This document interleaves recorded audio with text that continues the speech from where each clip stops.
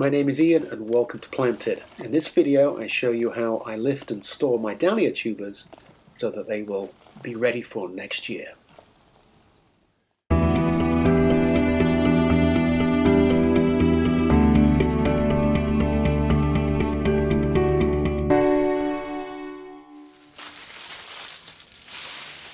When it comes to lifting Dahlias to store them for the winter, I'm a big believer in letting the plants have 2 or 3 frosts to really put them to sleep. These were cut back a few weeks ago.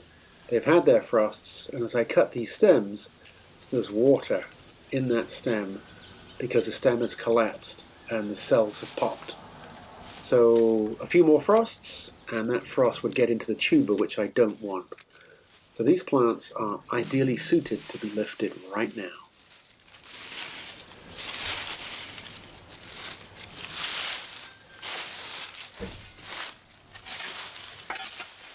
I use a spade or a fork, depending what I have on hand at the time, but I dig down 12 to 14 inches away from the crown, and you can see the crown in the middle lifting out of the ground.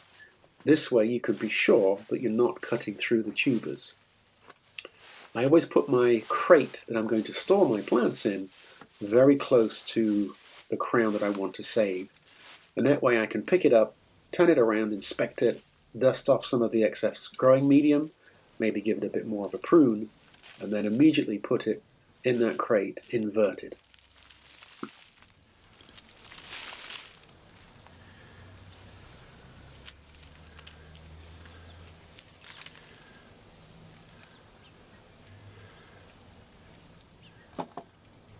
It's common practice to break up your Dahlia crown now, and you might end up with 8 or 9 individual plants from this one crown. I don't do that. I like to store that crown intact in its entirety and have it go through the winter. Here you can see 3 little offshoots that will probably grow. I don't mind if they do. But that crown, I think, has got more chance of thriving intact rather than it being cut into lots of small pieces. Now, my technique for Dahlias is if you cut them back really hard, you then can't find out where the stem is. So I always leave a foot to 2 feet of stem so I know exactly where I'm digging. Bring your black crate next to your plant and repeat.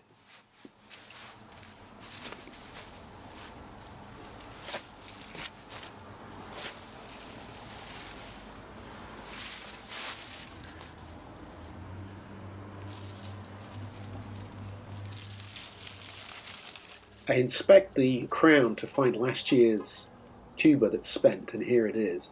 That can sometimes be a bit soggy and it might initiate rot. I just pull that off. Often it will get left in the hole. But this is really important. You want to cut your stem back. Those stems can hold water and it can induce rot, which you don't want. So by cutting that stem off to 3 to 4 inches, you're in a good shape.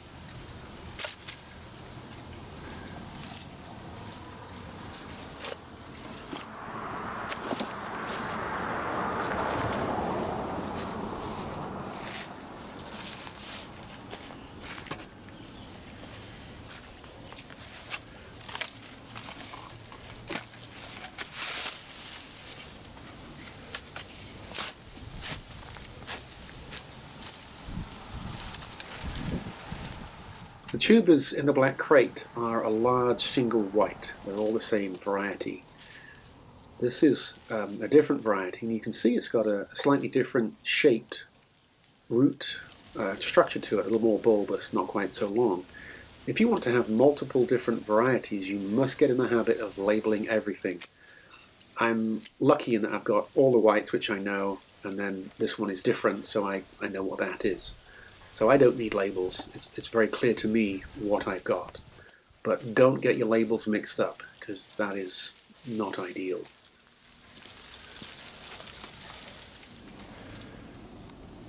This crate will go into my basement, which is at about 45 degrees, and they'll be in there for a couple of weeks, further drying out.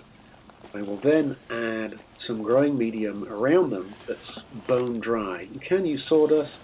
I like to use some type of peat or some type of growing medium. And that also acts as insulation. And they'll stay in there until next March. Dahlias are fantastic. You should grow some. And now for something a little different. This is the Lily Formosa that I grew from seeds many years ago, and it has this wonderful habit of being a pepper pot. When the wind blows, the seeds leave the top of the seed pod and blow to the four corners, ready for germination and providing us with more flowers. But look at the quantity of seed that one seed pod makes.